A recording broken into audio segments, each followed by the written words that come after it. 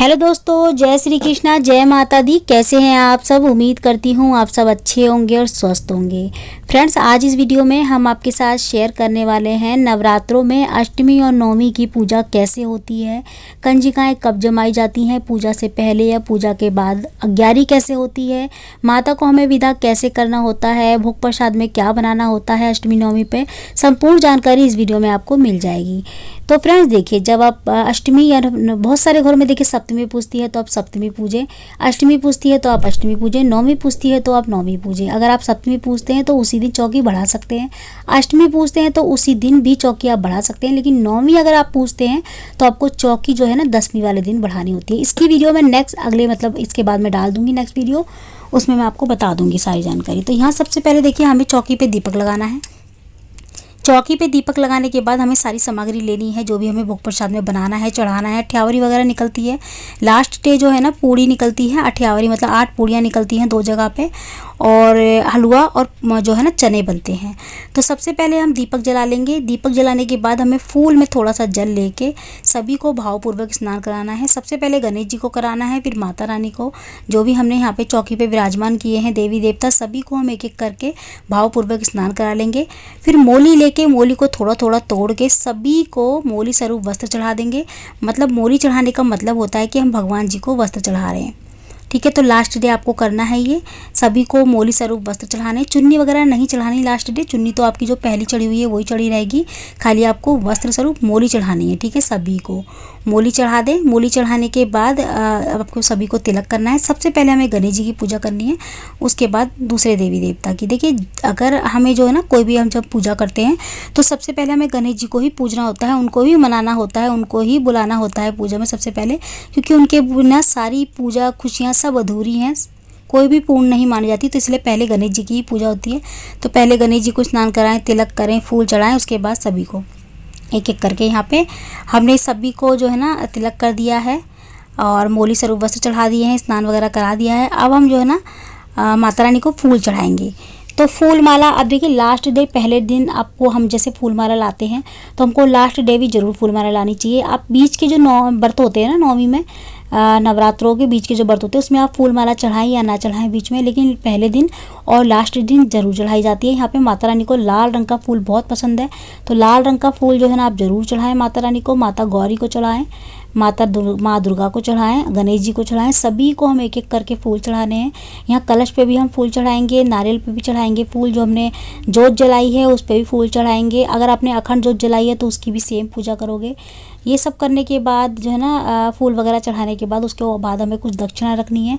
दक्षिणा पहले दिन भी रख सकते हैं, आप लास्ट डे भी रख सकते हैं। जब माता को विदा करते हैं ना तब दक्षिणा ज़रूर कुछ ना कुछ रखी जाती है, 11 रुपये 21 रुपये आप रख सकते हैं। उसके बाद जो भी आपने भोग प्रसाद लिया है, जैसे कि बतासे, फ्रूट्स वगैरह जो भी आप लेके आए हैं उनका भोग लगा दें माता को। उसके बाद उस भोग के वो भोग अलग होता है जो हम लगाते हैं जैसे फल वगैरह का, और ये जो अग्नि का भोग होता है ये अलग होता है। तो हमें एक गाय के गोबर की कच्ची कंडी जलानी है, कच्ची पूरी नहीं जलानी, आधी जलानी है।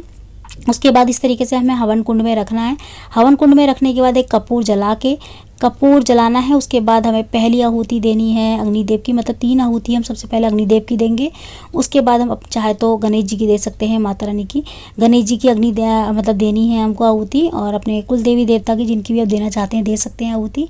छोटा सा हवन आप कर सकते हैं, ठीक है, अपने आप ही खुद भी हवन कर सकते हैं। जो भी आपको मंत्र को उपचार, जिस भी मंत्र का आप उपचार करना चाहें कर सकते हैं, जो भी मंत्र आपको आसान लगता हो माता रानी का, माँ दुर्गा का, आप मंत्र बोलते हुए आप छोटा सा हवन कर लें। इसमें आप हवन सामग्री डालें, 5 आहुति हवन सामग्री की कर सकते हैं। अगर आपके पास हवन सामग्री नहीं है तो कोई बात नहीं, थोड़े से काले तिल ले लें, उसको भी 5 आहुति दे सकते हैं। साथ में आपको लौंग बतासे का भोग जरूर लगाना है, ठीक है। यहाँ पे हमने लौंग बतासे का भोग लगा दिया। माता को 2 जोड़े लगाने होते हैं लौंग बतासे के, और जो हमने भोग प्रसाद बनाया होता है ना, जैसे कि अठ्यावरी निकाली होती है, उसमें से थोड़ा थोड़ा लेके सभी चीज़ें जैसे कि हलवा, पूड़ी और चने थोड़े लेके माता को भोग लगा के उसके बाद अग्यारी में डालनी होती है। देखिए बहुत सारे घरों में अग्यारी में नहीं डालते, कुछ घरों में अग्यारी में डालते हैं अन्न की। कुछ लोगों का कहना होता है कि अग्यारी में अन्न नहीं डाला जाता, भोग प्रसाद नहीं डाला जाता। तो देखिए अगर आपके घर में मान्यता है ऐसी, नहीं मानते, नहीं डालते, तो आप ना डालें। अगर डालते हैं तो ज़रूर डालें। देखिए हमारे यहाँ तो जो अठ्यावरी बनती है ना वो पहले माता रानी को भोग लगाने के बाद उसके बाद अग्यारी में जो है ना डाला जाता है। इसके बाद जब अग्यारी का आपका हो जाए भोग प्रसाद, अग्यारी में आप माता रानी को चढ़ा लें, उसके बाद लास्ट में जब हम भोग प्रसाद चढ़ा लेते हैं ना, उसके बाद हमें लास्ट में पान का भोग लगाना होता है। हमें एक पान के पत्ते में एक बतासा रखना है, एक सुपारी लगनी है, 2 लौंग के जोड़े, 1 लौंग का जोड़ा रखना है, 1 इलायची का जोड़ा रखना है। तो ये मीठा पान हो गया जो हमें माता रानी को चढ़ाना होता है लास्ट डे और पहले डे। ठीक है, आप चाहें तो उस पान को माता रानी को समर्पित कर सकते हैं, माता रानी के चरणों में रख सकते हैं, या फिर आप उस पान को माता रानी को भोग लगाने के बाद अग्यारी में डाल सकते हैं, देसी घी में। ठीक है, लगाने के बाद देसी घी में थोड़ा डिबा के और अग्यारी में चढ़ा दें। अगर आप ऐसा करते हैं तो आपके घर में कर सकते हैं आप ऐसा, नहीं तो आप माता रानी को ही चढ़ा दें। ठीक है, तो जैसा आपके घर में होता है आप वैसा ही करें। सब चीज़ अब अगर आपके घर में अग्यारी में नहीं होती तो आप ना करें, खाली लौंग बतासे का भोग अग्यारी में लगा दें। जब आपकी अग्यारी में भोग आदि वगैरह हो जाए उसके बाद हम लास्ट में करेंगे आरती। अग्यारी होने के बाद लास्ट में आरती की जाती है। सबसे पहले गणेश जी को हम आरती करेंगे, गणेश जी की, उसके बाद माता दुर्गा की, जिस गौरी मैया की, जिनकी भी आरती आप करना चाहते हैं आज के दिन कर सकते हैं। जितनी भी 5 आरती, 2 आरती, 7 आरती, जैसे भी आप करना चाहते हैं कर सकते हैं। यहाँ पे तो चाहे तो 2 भी आरती कर सकते हैं। आरती करने के बाद ना हमको अब जो ज्वारे हैं जो हमने बोई हैं, धान बोए हैं ना, उनको हमें धानों को थोड़ा थोड़ा लेके 2-2 धान के बाल लेके आप सबसे पहले गणेश जी को हमें चढ़ाने हैं, गणेश जी को समर्पित करने हैं, फिर माता रानी को समर्पित करने हैं। सभी देवी देवता को जो भी हमने चौकी पे विराजमान किए हैं ना, सभी को हम धान जो है ना समर्पित कर देंगे धान लेके, और माता रानी से प्रार्थना करेंगे अपने घर में आने वाले समय में खुशहाली की। ठीक है, इस तरीके से प्रार्थना करते हुए आपको सभी को जो है ना ये धान जो है ना चढ़ा देने हैं। और इसके बाद हमको लास्ट में खड़ा उतारना होता है, जो हमने कलश के ऊपर नारियल रखा है ना, उसको हमें उठाना होता है। ठीक है, उठा के उसको फोड़ के जो उसमें जल निकलता है ना, उसको चौकी पे थोड़ा छिड़काव कर देंगे, घर में छिड़काव कर देंगे उस जल का। थोड़ा बहुत बचे तो आप ग्रहण कर सकते हैं उस जल को। ठीक है, जो इसमें जल निकलता है नारियल में। बहुत सारे लोगों का कहना होता है इसको नहीं प्रसाद के तौर पे खाना चाहिए, विसर्जन कर देना चाहिए इसका, नारियल का। तो देखिए, जैसा भी आपका भाव है, जैसा आप चाहते हैं करना वैसा कर सकते हैं। अगर आपके घर में इसका विसर्जन होता है तो आप विसर्जन कर सकते हैं। अगर आपके घर में इसका विसर्जन नहीं होता, आपके घर में इसको फोड़ के और जो है ना अग्नि में थोड़ा सा भोग लगाया जाता है, उसके बाद आप बांट सकते हैं सभी में। इस तरीके से भी कर सकते हैं, चाहे तो आप विसर्जन भी कर सकते हैं। ठीक है, इसका दोनों तरीके आपको जैसा भी ठीक लगे आप वैसा कर सकते हैं। हमारे यहाँ पे तो इसको उठाने के बाद इसको फोड़ के इसका जो जल होता है ना, उसको पूरे घर में इस तरीके से घुमा दिया जाता है। उसके बाद हम जो है ना इसको थोड़ा सा फोड़ के थोड़ा सा लेके माता रानी के को भोग लगा के अग्नि में डालते हैं, थोड़ा सा नारियल। उसके बाद जो नारियल बचता है उसको हम सभी में बांट देते हैं, जैसे कंजिकाएं वगैरह जो बिठाते हैं उनको भी थोड़ा थोड़ा प्रसाद के तौर पे दे देते हैं, और बाकी जो घर में जितने मेंबर होते हैं सबको थोड़ा थोड़ा देते हैं। इसको हम जल प्रवाहित नहीं करते हैं। अगर आप जल प्रवाहित करना ही चाहते हैं तो आप फिर मट्टी में गड्ढा खोद के उसमें भी विसर्जन कर सकते हैं, मतलब भूमि विसर्जन भी कर सकते हैं इसका। जल से अच्छा तो है, जल प्रवाहित करने से अच्छा तो है भूमि विसर्जन कर दें इनका।